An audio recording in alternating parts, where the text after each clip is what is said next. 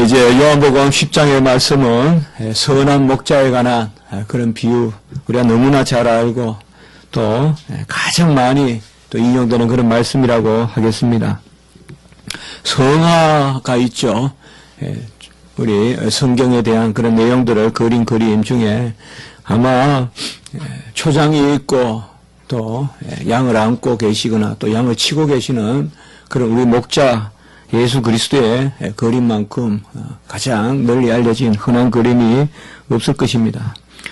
오늘 이 6절의 말씀을 통하여서 전체적인 정경은 바로 참 목자는 양의 문으로 들어가고 그리고 그 문에서 이제 양들을 이끌어내는데 이름을 불러서 한 양 한 양을 이끌어내고 먼저 앞서가고 양의 목자의 음성을 양이 듣고 쫓아가는, 그래서 문으로 목자가 들어가서 양을 이렇게 이제 우리 밖으로 이렇게 데려 나와서 이제 그 풀을 뜯기는 그런 모습을 전하고 있습니다. 아주 평화롭고 그런 아름다운 모습이고, 또 우리가 항상 고향과 같고 뭐 도회지 삶을 살아도 꼭 시골 사람이 아니라도 이런 모습들은 인간 본연의 어떤 돌아가야 될 그런 어떤 향수, 그런 자리가 아니겠습니까? 그러나 이런 그림도 어떻게 보면 엄정한 것입니다.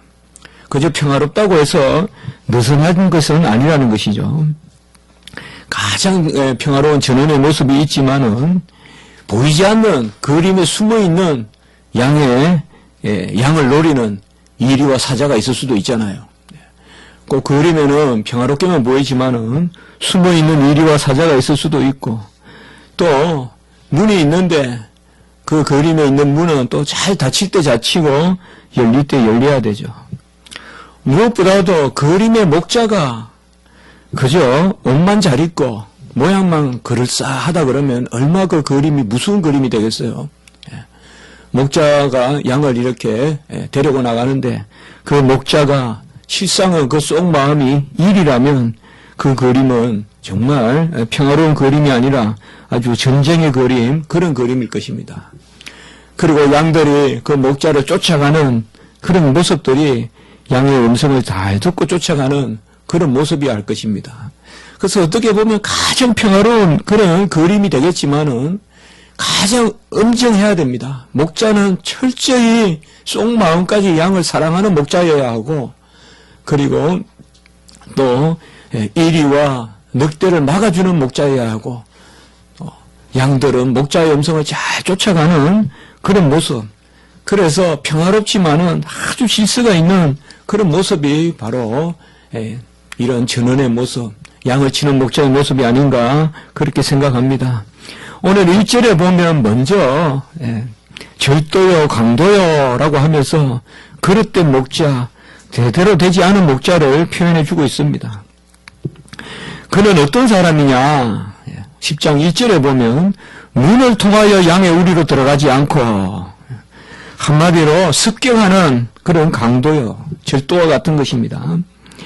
이게 문을 우리가 여러 가지로 해석해 볼 수 있지만 양을 훔치러 온 사람이죠. 양을 훔치러 온 사람은 문으로 들어가지 않겠지요. 그러나 우리가 좀 더 영적으로 이 말씀을 조금 생각해 본다면 이 문으로 들어가지 않는 목자는 바로 안수받지 않은 목자요, 하나님이 세우지 않은 목자요, 직분자로 인침을 받지 않은 목자라고 할 수 있습니다.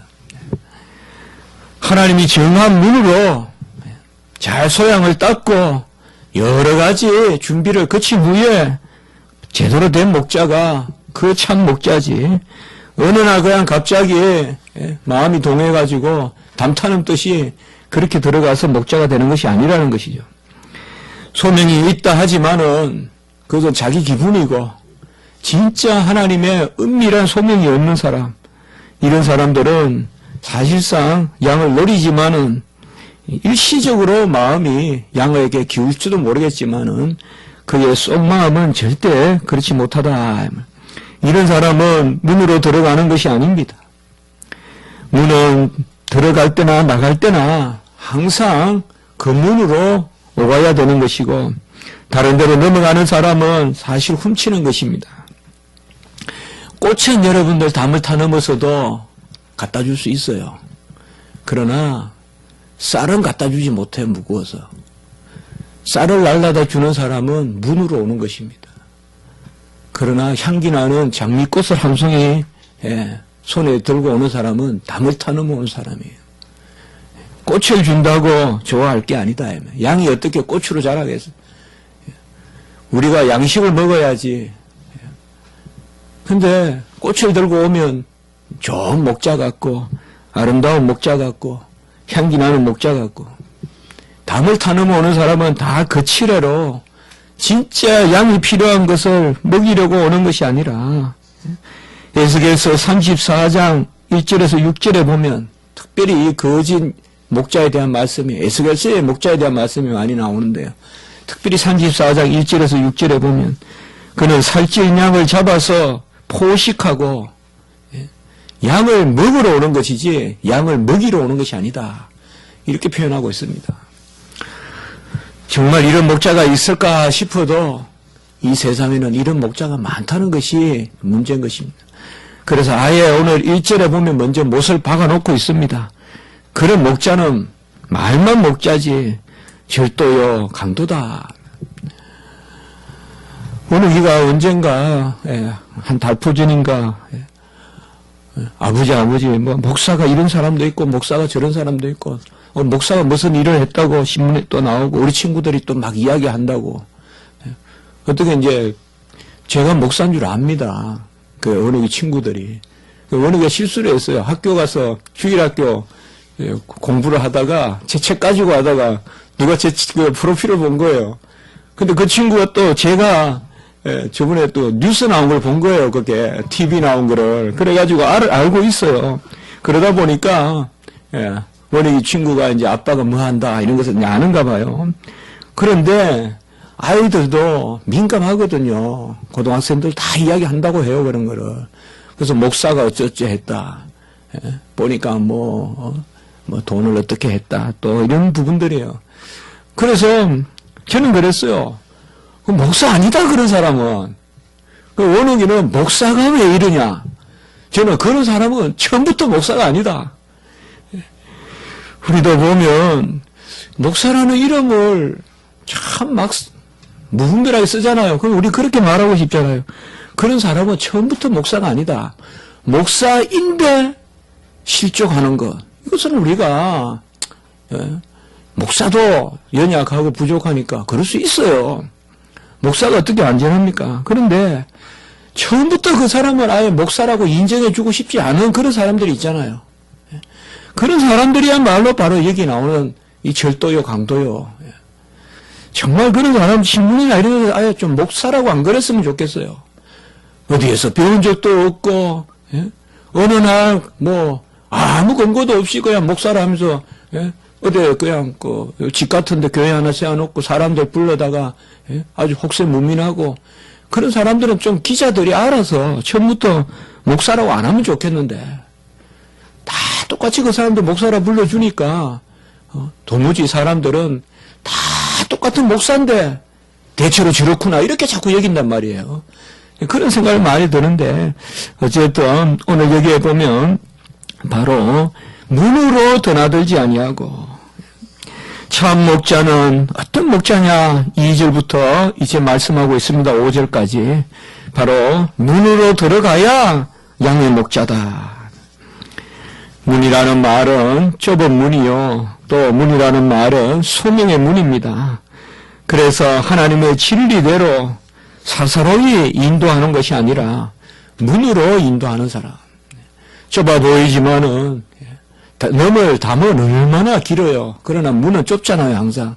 그러나 그 좁은 문으로 다니는 사람이야말로 양의 목자고, 그 좁은 문으로 다니는 사람이야말로 좁은 길로 인도해서 우리를 하늘 문으로 이끄는 그런 참 목자다. 두 번째, 이런 참 목자, 양의 목자는 누구냐? 바로 문지기가 문을 열어주는 목자다. 3절에 보면 문지기는 그를 위하여 문을 열고, 여기 문지기를 우리가 어떻게 해석하느냐? 여러 해석이 있을 수 있지만 성부 하나님으로 이렇게 해석하는 경우가 있습니다.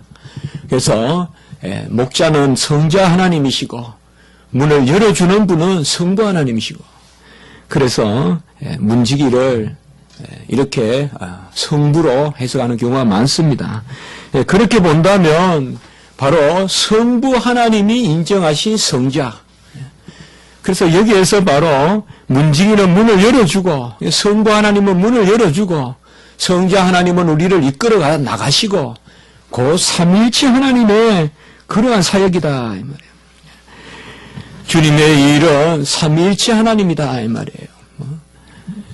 하나님을 빙자해서 하는 것이 아니라 하나님 자신인 아들이 이 땅에 오셔서 우리의 목자가 되신다. 성부와 성자 성령의 일이요. 이 목양의 일은 바로 천사들이 돕는 일이다. 천사가 하답한다 이 말이에요. 천사들이 수종돈다 이 말입니다. 그래하여 이 양의 목자가 양을 이끌면 이사야 63장 14절에 가보니까요. 주님을 따라가면 양들은 여호와의 영을 받아서 골짜기로 내려가는 가축과 같은 편안함이 있다. 이런 표현이 있습니다. 제가 이사야 63장을 보니까요. 이사야 63장 14절에 보면 뭔가 하면 여호와의 영이 임하여서 골짜기를 내려가는 양과 같은 편안함이 있다. 아마 시골에서 자란 분들은 이걸 알 겁니다. 골짜기를 내려간다는 말이 뭔지 알 겁니다. 저도 많이 일을 안 해봤지만 이 말이 뭔지 금방 알겠더라고요. 바로 풀을 잘 뜯겨서 우리가 짐승들한테는 풀을 먹인다 안 하고 잘 뜯긴다 그렇게 말씀입니다. 사투리 아닙니다. 풀을 잘 뜯겨서 풀을 잘 먹여서 배가 통통하거든요. 염소가. 저는 염소를 키워봤는데요. 염소가 배가 통통할 때 그때 아주 엉덩이를 살살살살 흔들면서 내려가는 그 모습이에요. 그래서 골짜기를 내려가는 여호와의 영이 골짜기로 내려가는 가축같이 편안하게 임한다. 그래서 양의 목자가 바로 성자 하나님이 이끄시면 성부 하나님이 문을 열어주시고 또 그리하여 성령의 역사가 있어서 그 풀을 뜯은 그런 풀을 먹은 양들이 아주 편안하다 이 말이에요. 그래서 골짜기로 내려갈 때는 올라갈 때는 조금 줄이거든요. 그래서 줄이기 때문에 벌써 보면요 짐승도 표가 나요. 배가 고픈 거하고 배가 부른 거하고요. 그래서 올라갈 때는 좀 조급해 보이기도 하고 하지만은 내려올 때는 풀을 먹이는 목동도 편안하고 풀을 먹이는 아이도 기분이 좋고 또 풀을 먹고 배가 부른 짐승도 기분이 좋고 그런 것을 특별히 이사야 63장에서는 여호와의 영이 임하여서 골짜기를 내려가는 가축과 같이 편안함이 있게 하실 것이라 이러면서 이제 이사야 63장에서 말세에 성도들이 누릴 평화를 이야기해 주고 있는 것입니다. 바로 우리가 이러한 양의 목자를 쫓아가면 세 번째 양의 목자는 누구냐? 오늘 말씀해 보면 양의 이름을 하나씩 하나씩 다 부르더라 이 말이에요. 3절에 보면 자기 양의 이름을 각각 불러 인도하여 내느니라. 참 목자는 양을 인격으로 대우한다 이 말이에요. 하나의 무슨 패키지 같이요, 하나의 경제 단위 같이 보지 않는다 이 말이에요. 돈이 된다 이렇게 생각하지 않고 무슨 내 취직에 내 업적에 도움이 된다 그렇게 생각하지 않는다 이 말이에요. 한 사람 한 사람 이름을 부른다 이 말이에요.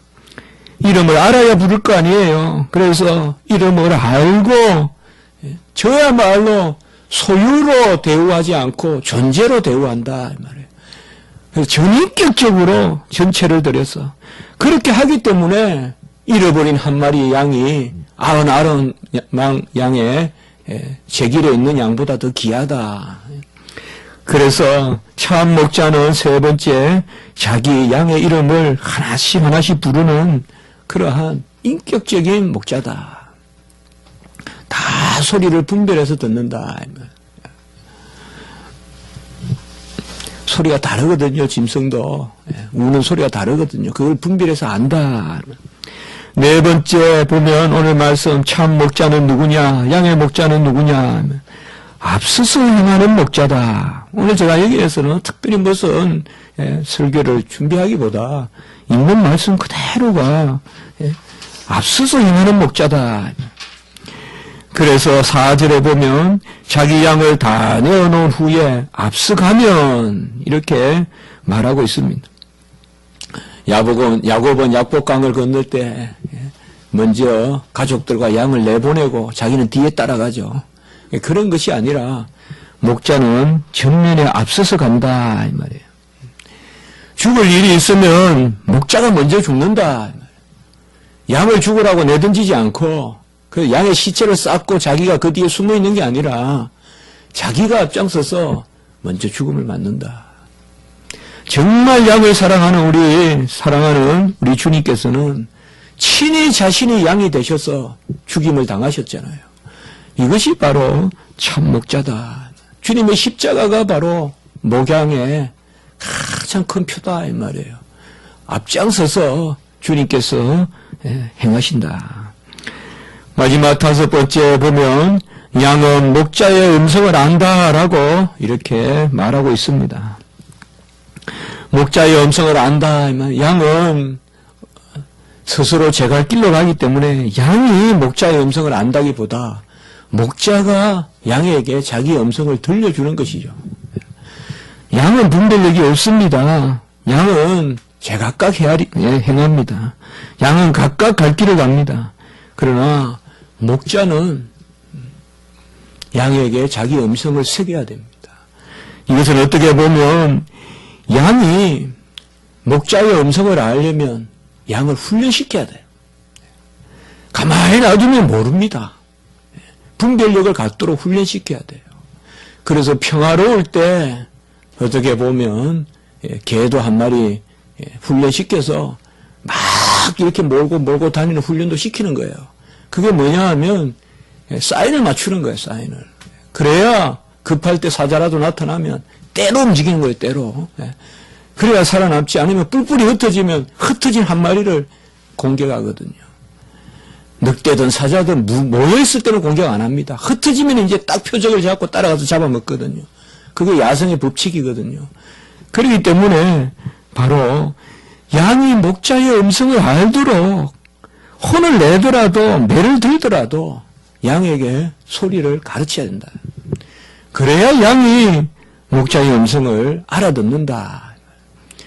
양은 그저 목자의 음성을 알아듣는 것이 아니라 그래서 양이 목자의 음성을 알아듣지 못하는 것은 목자의 탓이지 양의 탓이 아니다 이 말이에요. 왜 안 가르치고 모른다고 자꾸 업신여기느냐 이 말이에요. 목자들을. 이게 바로 칼빈이 한 이야기예요. 왜 중세 너희들은 성도들을 가르치지 않고 성도들을 무식하다 그러면서 무식한 성도들은 우상을 만지면서 섬기면 된다 하면서 우상을 책이라고 부르고 그렇게 하느냐. 가르치고 음성을 듣을 수 있도록 만들어야죠.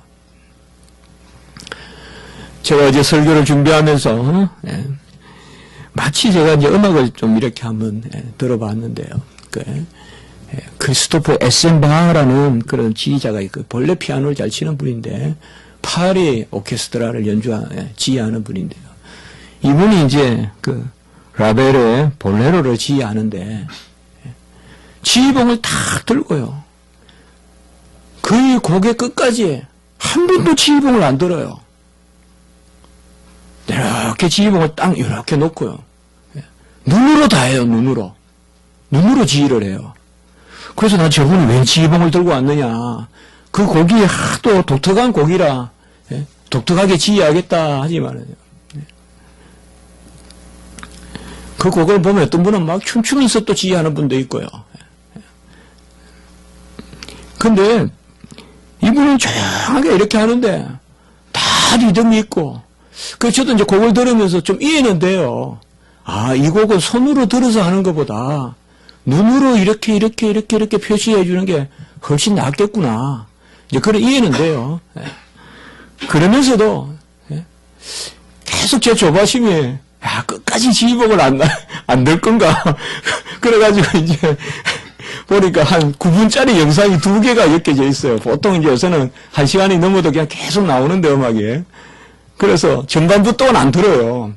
후반부도 가니까 거의 한 6분, 7분 동안 가만히 있어요. 야, 그래서 이게 역사적인, 다른 경우에 그런 것도 있을지 몰라도 제가 본 것 중에는 곡을 마칠 때까지 지휘봉을 한 번도 안, 지휘봉 없이 손으로 지휘하는 사람도 있어요. 그래, 그거는 많이 봤지만, 아예 손은 안 움직여요. 눈으로 해요, 눈으로. 예? 이렇게 눈을 떴다가 내려 깔았다 그러면 다 알아서 하는 거예요. 그러다 마지막 한 1분 정도 나오면 손을 딱 들어서 팍 내리치는데, 아유, 그냥 막 대단하더라고요. 곡이. 그래서, 이 곡은 이렇게 해석해서 연주해도 되겠구나. 그러면서 제가 이 말씀을 한번 생각해 봤어요. 얼마나 단원과 호흡이 잘 맞으면 저렇게 할까. 이게 사실상 지휘자가 필요 없는 악단은 그 제대로 된 악단이 아니잖아요. 지휘자가 없어도 알아서 한다. 이것은 내가 봐서는 거짓말이거든요. 교수 없이도 공부한다. 이건 거짓말이에요. 제가 유학 가기 전까지는 교수가 뭐가 필요했을까라는 생각을 많이 했지만 유학 가서 알았어요. 교수 없어도 공부 잘한다는 사람은 그거는 공부 제대로 할 수 없는 사람이 하는 이야기다. 지휘자가 없이 그냥 연주할 수 있다. 그건 좋은 아닙니다. 사실상. 예. 얼마나 음성을 알아들으면 눈으로도. 그래서 제가 그 생각을 한 거예요. 지금 저렇게 연주하지만 얼마나 많은 연습을 했겠냐 이 말이에요. 그 전에. 그 사실상 연주하기 전에, 지휘하기 전에 연습을 많이 하잖아요. 그때 이제 음악가 학생이나 또 음악 진짜 좋아하는 사람은 연습할 때 가서 이제 옆에 들으면서 이제 곡 해석하는 거 어떻게 하는가 듣고 이렇게 하잖아요. 요새는 그런 것까지도 또 막 나오더라고요. 그래서 카라얀이 어떻게 이 곡을 해석했는가 이제 그런 것도 나오는데 얼마나 연습을 했으면. 그래서 제가 한번 이것을 생각해 봤습니다. 이사야 40장 11절에 보면 그는 목자같이 양떼를 먹이시며 어린 양을 그 팔로 모아 품에 안으시며 젖먹이는 암컷들을 온순히 인도하시리로다 라고 참 목자가 말씀하고 있습니다. 목자와 주로 비유가 되는 것은 우리가 어린 양입니다. 양은 사실 모릅니다.